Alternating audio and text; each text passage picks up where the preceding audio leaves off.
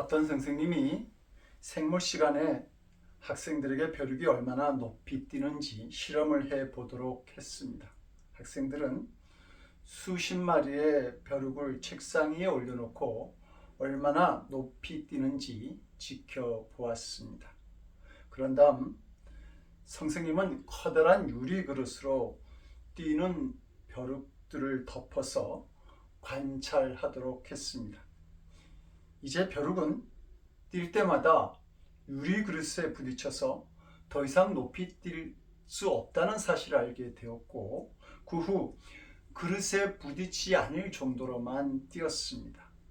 선생님은 유리 그릇을 치웠지만 여전히 벼룩들은 유리 그릇 높이 이상으로 뛰지 않았습니다. 벼룩 스스로가 자신의 한계를 정해 놓은 결과였습니다. 우리가 신앙생활할 때도 이런 모습을 보일 때가 있습니다.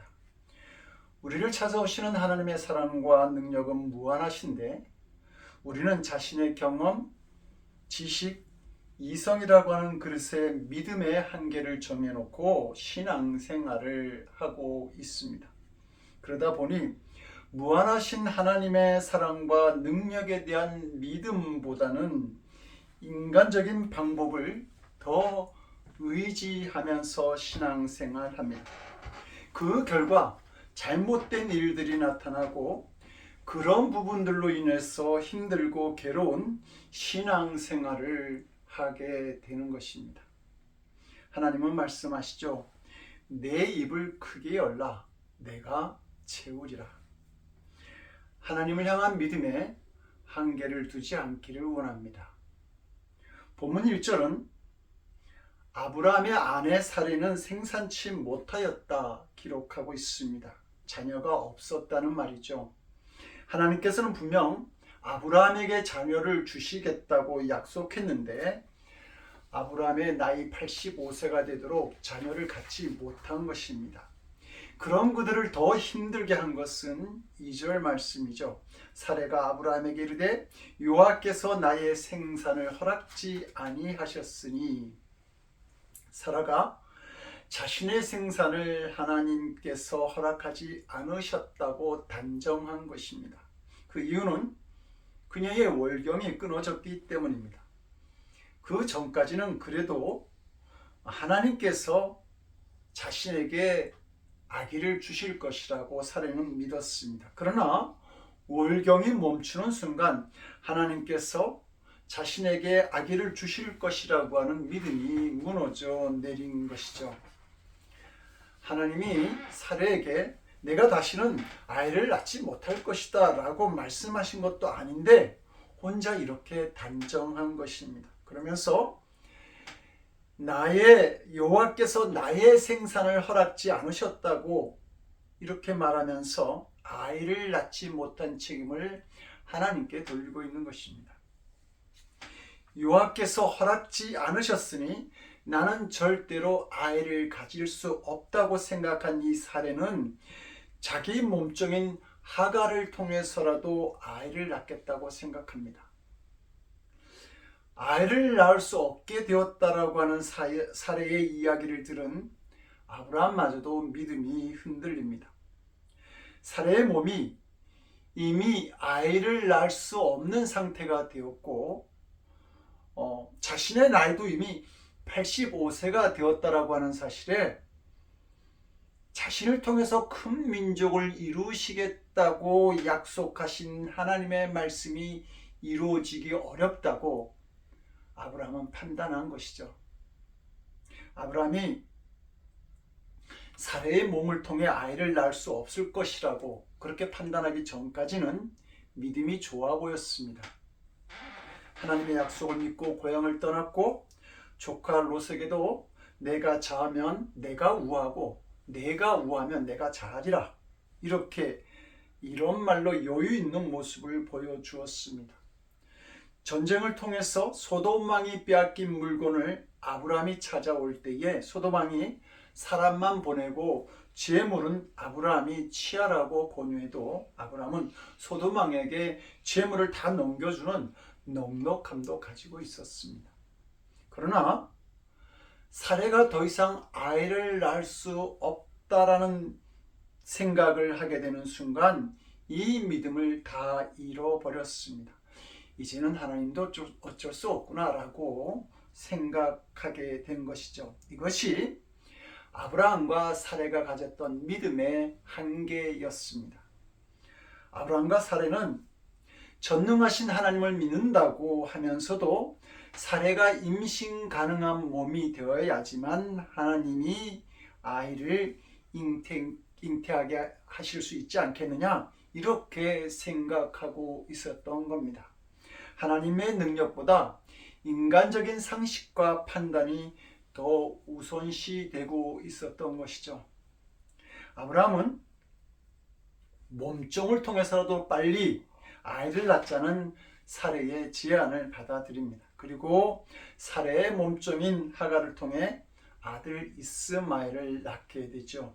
그런데 이 하나님에 대한 불신이 아브라함의 가정에 다툼과 증오를 가져왔을 뿐만 아니라 그들의 후손들은 거의 5,000년이 흐른 오늘날까지 계속되는 불신과 증오, 전쟁이라는 커다란 고통의 짐을 가지고 살아가게 된 것입니다. 지금도 중동에는 이스라엘과 팔레스타인의 전쟁이 계속되고 있습니다. 성도 여러분, 왜 하나님께서는 아브라함과 사레를 임신이 불가능한 나이까지 데리고 가신 후에야 비로소 아기를 주셨을까요? 여기에는 하나님의 두 가지 뜻이 있습니다. 하나는 동정녀 탄생을 알리는 예표입니다. 아기를 낳는 것이 불가능한 사레가 이삭을 낳는 것을 통해서 동정녀 마리아에게서 메시아가 태어날 것이라고 하는 예표로 삼으신 것입니다. 요한복음 8장 6절에서 예수님은 너희 조상 아브라함은 나의 때 볼 것을 즐거워하다가 보고 기뻐하였다라고 말하고 있습니다. 하나님께서 아브라함에게 동정녀 마리아의 몸에서 태어날 예수님의 탄생을 미리 보여주심으로 인해서 경수가 끊어진 사레에게도 아이가 생길 수 있다라고 하는 사실을 알게 하신 것입니다. 두 번째는 무한하신 하나님의 은혜를 깨닫게 하시고자 하는 뜻이 있었습니다.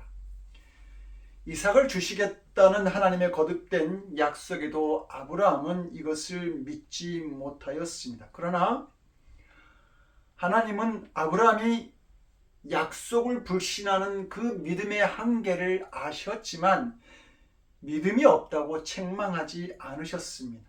하나님은 이것을 아브라함이 하나님께서 원하시는 믿음으로 나아가는 하나의 과정으로 여겨주신 것이죠.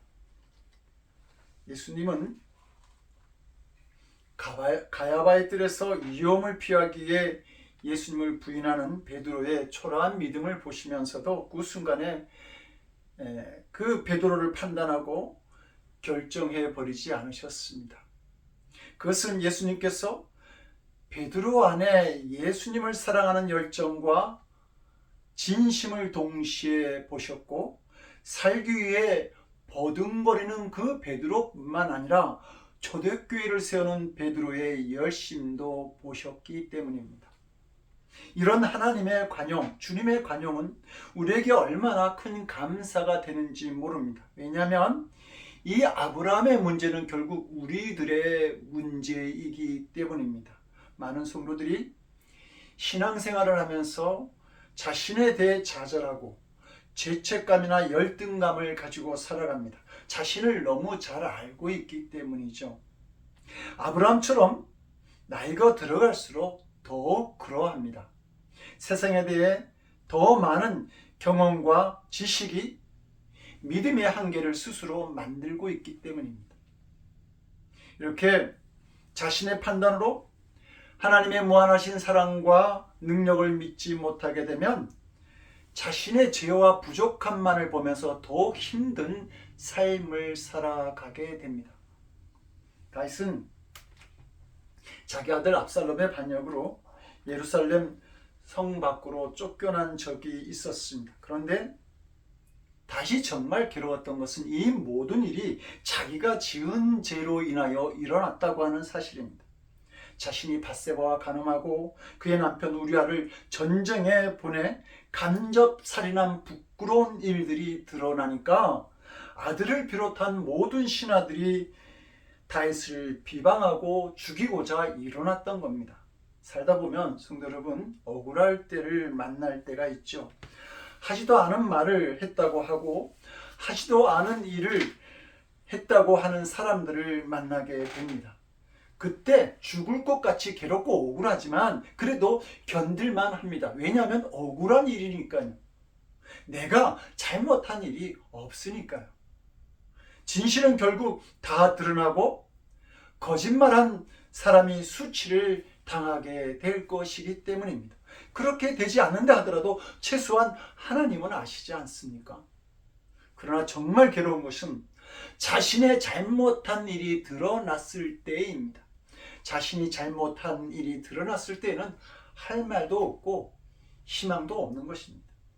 아들 압살롬에게 도망다니는 다윗의 심정이 지금 그러했다는 것입니다. 그렇다면 자신의 죄가 다 드러난 이 상황에서도 다윗은 무한한 믿음을 하나님께 드릴 수 있었겠는가 하는 것입니다. 다윗이 아들 압살롬에게 도망다니면서 쓴 시가 시편 3편입니다. 그런 3절에서 이렇게 고백합니다. 여호와여, 주는 나의 방패시오 나의 영광이시오 나의 머리를 드시는 자이시니이다. 정말 뻔뻔한 고백이라고 생각되어지지 않습니까? 그러나 다윗은 철저하게 하나님의 무한하신 사랑을 믿었습니다. 자신의 죄 가운데서도 하나님은 찾아오셔서 붙잡아 주실 것이라고 하는 사실을 믿었던 것이죠. 그리고 하나님은 다윗의 찬양에 대해서 그대로 응답하여 주십니다. 하나님께서는 다윗의 머리를 들어주셨고 다윗의 영광을 회복시켜 주셨습니다. 예수님을 다윗의 후손이라고 부르는 칭호도 주셨습니다. 엄청난 일이지 않습니까? 다윗이 그런 사람이 된 것은 무한하신 하나님의 사랑을 믿고 철저하게 회개하면서 복 주시는 하나님을 굳게 믿었기 때문입니다. 유명한 설교가 스펄전 목사님은 이렇게 말합니다.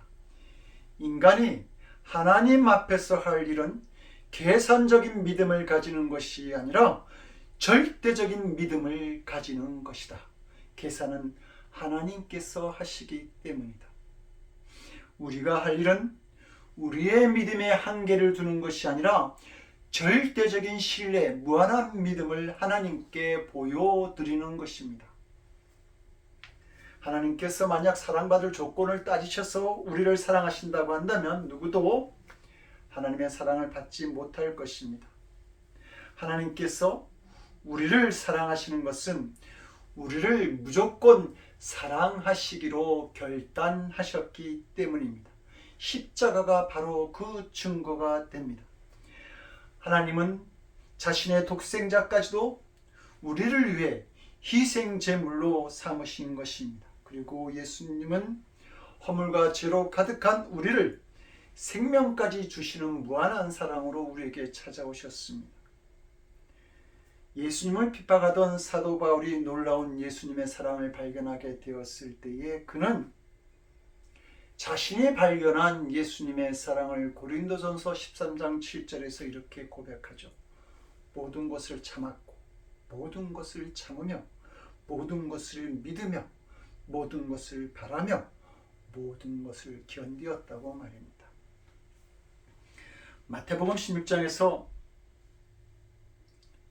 사람들이 나를 누구라고 하느냐 이렇게 물으시던 예수님께서 다시 제자들에게 그러면 너희는 나를 누구라고 하느냐고 이렇게 묻습니다. 그리고 이 예수님의 질문에 대해서 베드로가 주는 그리스도시요 살아계신 하나님의 아들입니다 라고 믿음을 고백을 하죠. 베드로가 이 믿음을 고백할 때 예수님이 이렇게 약속합니다. 내가 천국 열쇠를 내게 주리니 내가 땅에서도 무엇이든지 매면 하늘에서도 매일 것이요 내가 땅에서 무엇이든지 풀면 하늘에서도 풀리지라. 성도 여러분, 이것은 믿음이 우리에게 어떤 역할을 하는지 보여주는 예수님의 약속인 것입니다. 성도 여러분, 우리가 하나님을 믿는다라고 하는 것은 우리의 믿음의 한계를 두지 않는 것입니다. 하나님께서 먼저 포기하지 아니하신다면 믿음에는 한계가 없기 때문입니다. 우리를 위해 독생자까지 허락하신 하나님의 무한하신 사랑에 대한 믿음을 우리가 고백하지 못한다고 한다면 하나님께서도 그 삶을, 그 인생을 일으켜 세우실 수가 없습니다. 그러므로 무한하신 하나님의 사랑 앞에 하나님을 향한 우리의 믿음도 무한할 수 있기를 원합니다. 그런데 우리의 믿음은 어떻습니까? 우리에게 하나님을 믿느냐라고 물으면 믿는다고 대답하죠. 하나님께서 못하실 일이 무엇이 있겠습니까? 라고 고백도 하고 머리로도 그렇게 믿지만 그러나 우리의 무의식 속에는 전혀 다른 믿음이 들어가 있습니다. 하나님도 어쩔 수 없는 일이 있을지 모른다고 생각하는 것이죠. 그래서 어떤 어려운 일이 닥치면 갑자기 믿음이 무너집니다. 이제는 끝이야. 하나님도 어쩔 수 없으실 거야. 저 사람은 안 돼. 더 이상 해결 방법이 없어. 라고 말하죠. 그리고 우리 이 믿음을 한계 안에 가두어 놓고서 얼마나 우리는 염려하고 괴로워하는지 모릅니다. 부끄러운 이야기이지만 저는 암에 걸리기 전 교회의 문제를 가지고 얼마나 심각하게 고민하였는지 모릅니다. 그래서 거의 한 달 정도를 잠을 잘 자지 못하고 몸이 말라갔습니다. 그때 저의 문제는 하나님의 능력보다 위기를 더 크게 보고 있었던 것입니다. 우리를 위기에 넘어지게 하려는 마귀가 우리에게 쓰는 전략은 우리가 위기에 빠질 때 그 위기만을 바라보게 한다는 점입니다. 하나님의 능력보다 그 위기가 더 크게 보일 때 그렇게 위기가 크게 보이게 함으로써 우리를 절망의 상태로 몰아가게 하려는 것이죠. 하나님의 능력을 제한하는 믿음이 성도들에게는 커다란 불행이 되는 것입니다. 더 큰 문제는 어려운 일을 만난 우리가 먼저 한계를 정하고 포기하려고 하기 때문에 하나님께서 우리에게 역사하시고 싶어도 그 놀라운 하나님의 능력이 나타나지 않는다고 하는 것입니다. 그러므로 하나님께서 정해놓지 않은 한계를 우리가 정하는 어리석음을 범하지 말아야 합니다. 그러면 우리가 어떻게 이 믿음의 한계를 깨뜨릴 수 있겠습니까? 절대 믿음을 고백하는 것입니다. 어떠한 일이 있어도 저는 하나님을 믿습니다. 어떤 말씀이든지 순종하겠습니다. 근데 성도 여러분, 우리는 주님의 말씀 그대로 순종하는 일을 너무 두려워하고 있지 않습니까? 자신의 믿음대로 되지 않을 것이라고 미리 판단해 버리거나 혹 그 믿음을 따라 살다가 괜히 손해만 보는 거 아니야 라고 하는 그러한 마음에 순종하지 못한다고 하는 겁니다. 시편 55편 22절은 이렇게 말합니다. 내 짐을 여호와께 맡겨버리라. 너를 붙드시고 의인의 요동함을 영영히 허락지 아니하시리로다. 하나님께서 믿는 자들을 붙드셔서 절대로 흔들리지 않게 하신다는 말씀입니다. 한 목사님이 어떤 교회에 부흥 집회를 약속했는데 그 교회로부터 전화가 왔습니다. 교회 사무직원으로부터 걸려온 전화였는데 부흥의 주제를 알려달라는 내용이었습니다. 그래서 목사님은 성경은 시편 23편이고 제목은 요한은 나의 목자시니라고 대답해 주었습니다. 그런데 전화감이 멀어서 잘 안 들렸던지 사무 직원이 요한은 나의 목자신이라고요? 이렇게 물었습니다. 그러자 목사님은 예, 맞습니다. 요한가 나의 목자신입니다 라고 대답을 했습니다. 그런데 사무 직원이 잘 안 들렸는지 또 물었습니다. 목사님, 요한은 나의 목자신이가 전부입니까? 그러자 이 목사님이 짜증이 났습니다. 요한가 나의 목자시면 다 됐지 뭐가 더 필요합니까? 크게 소리를 질렀습니다. 그랬더니 사무 직원이 예, 알겠습니다 하고 전화를 끊었습니다. 목사님이 부흥회를 가서 주보를 보니 부흥회 주제가 실렸는데 이렇게 실렸습니다. 요한은 나의 목자시면 다 됐지 뭐가 더 필요합니까? 믿음의 한계를 깨뜨리라고 하는 말은 요한은 나의 목자시면 다 됐지 뭐가 더 필요합니까? 하고 고백하는 것입니다. 아무리 어려운 일이 나에게 닥쳐도 십자가의 예수님, 부활의 예수님을 똑바로 바라볼 수만 있다고 한다면 난 안 돼, 이제는 끝이야 하는 그런 말이 나오지 않는 것입니다.